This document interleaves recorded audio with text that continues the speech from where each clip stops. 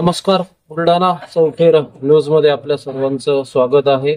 आपण बघतोय की 24 सिंदखेडराजा मतदारसंघाची निवडणूक नुकतीच 20 नोव्हेंबर रोजी पार पडली आणि यामध्ये सिंदखेडराजा विधानसभा मतदारसंघामध्ये अल्पावधीत सिंदखेडराजा तहसीलदारपदी रुजू झालेले अजय दिवटे सर यांनी अतिशय उत्कृष्टरित्या असं नियोजन या प्रकारे या ठिकाणी केलेलं आहे आणि त्या नियोजनाच्या माध्यमातून अतिशय शांततेत मतदान या ठिकाणी पार पडलेलं आहे. आज आपण त्यांच्याकडून जाणून घेणार आहोत की कशा पद्धतीने आपण या ठिकाणी पूर्ण सिस्टम या ठिकाणी राबवलेली आहे. नमस्कार सर. बुलढाणा चौफेर न्यूज मध्ये आपले सहर्ष स्वागत आहे. नमस्ते. मी अजित दिवटे, सिंदखेडराजा तहसीलदार.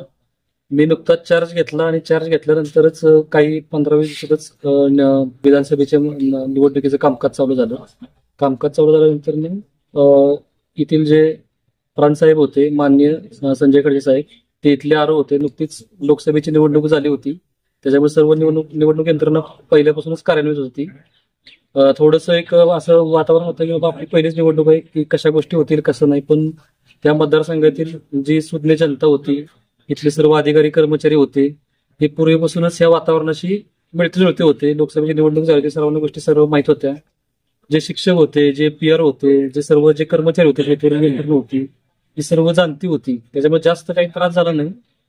आणि जे इथले आरो होते संजय खडसे साहेब, ते त्यांचा खूप मोठा अनुभव आहे, 20-22 वर्षाचा अनुभव होता.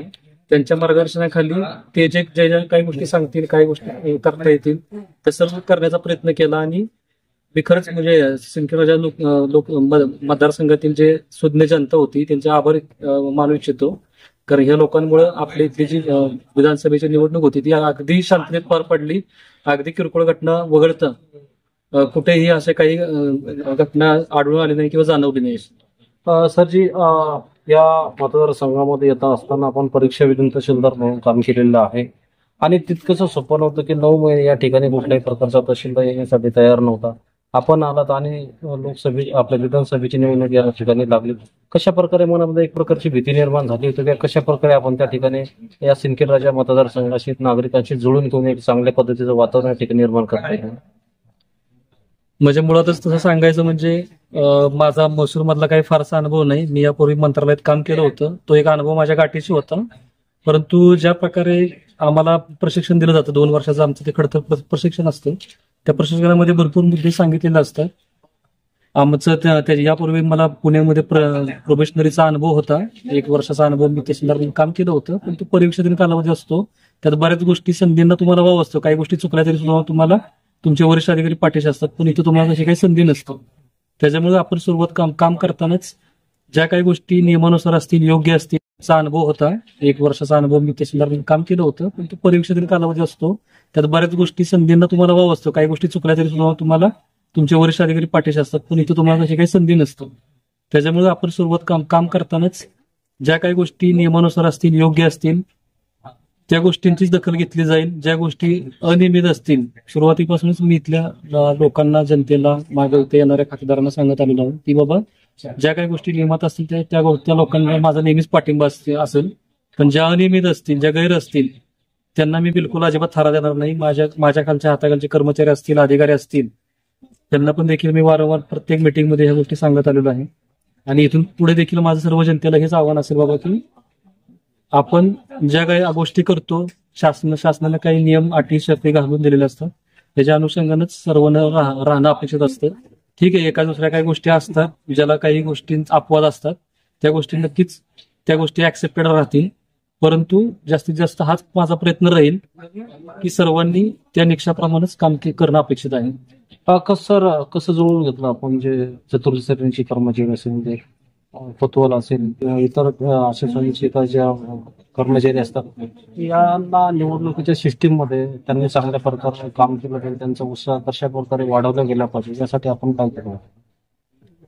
विशेष म्हणजे हा मतदारसंघ येतो, हा एकूण 4 तालुक्यामध्ये विभागला जातो. परंतु इथे पूर्ण 2 तालुके आहेत, देऊळगाव राजा आणि सिंदखेडराजा, हे पूर्ण 2 तालुक्यामध्ये जातात. चिखलीचा थोडासा भाग येतो आणि लोणारचा थोडासा भाग येतो. माझा चिखलीतला आणि लोणारच्या कर्मचाऱ्यांशी जास्त संबंध आला नाही, परंतु मी तिथं नवीन होतो आणि देऊळगावचे देखील काही कर्मचारी याच्यामध्ये पार्टिसिपेट होते. परंतु सुरुवातीला असं मला थोडासा सुरुवातीला अनुभव आला की बाबा काही मानसिकता असते लोकांचे काम करताना की कसा वेळ मारून घेता येईल किंवा कसं अंग काढून घेतलं जाईल, परंतु लोकांना मी नेहमी त्यांच्या पाठीशी राहील. तुमचं काही चुकत असेल तर तुम्ही मला बिनधास्त येऊन सांगा, काही गोष्टी अडचणी असेल मला सांगा, मी त्याच्या लोकांचे लगेच निरसन करत राहील.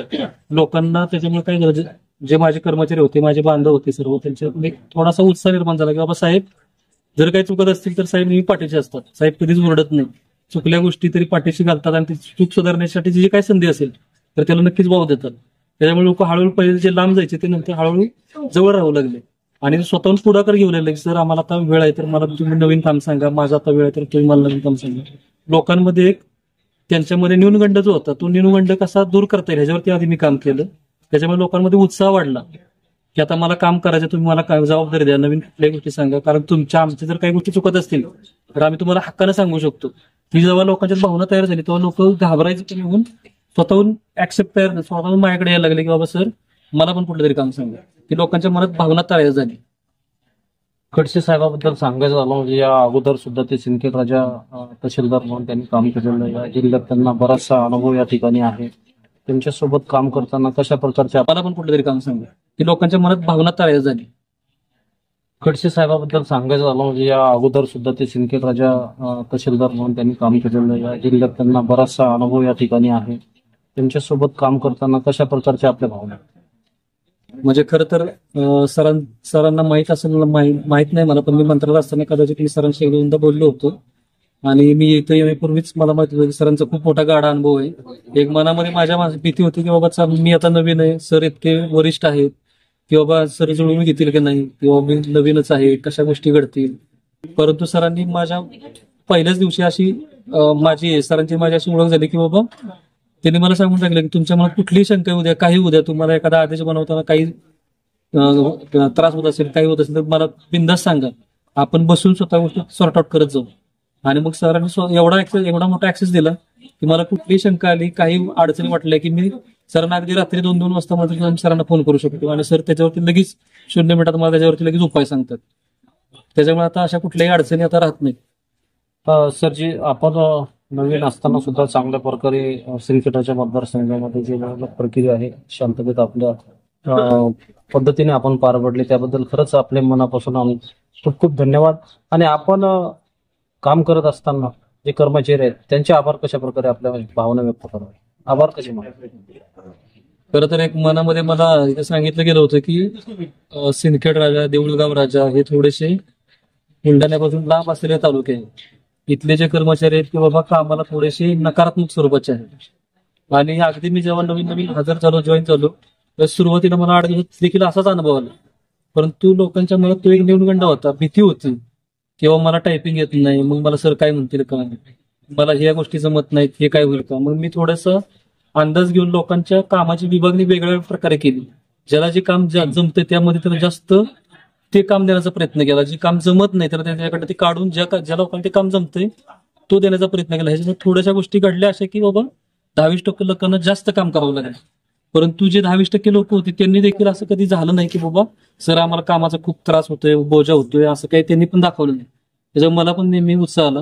त्यामुळे मी आता सर्वच लोकांचे, जे माझे कर्मचारी असतील, जे माझे वरिष्ठ असतील, जे माझे कनिष्ठ असतील अधिकारी, त्या सर्व लोकांना मी त्यांचे आभार व्यक्त करू शकतो बाबा की मी जो शब्द दिला ते सर्वच लोकांनी तो शब्द माझा पाळला.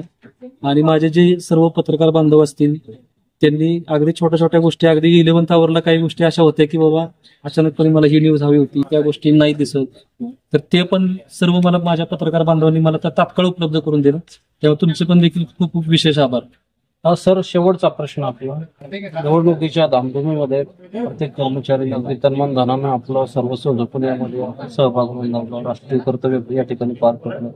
आणि हे सर्व करत असताना महिनाभरापासून आरोग्य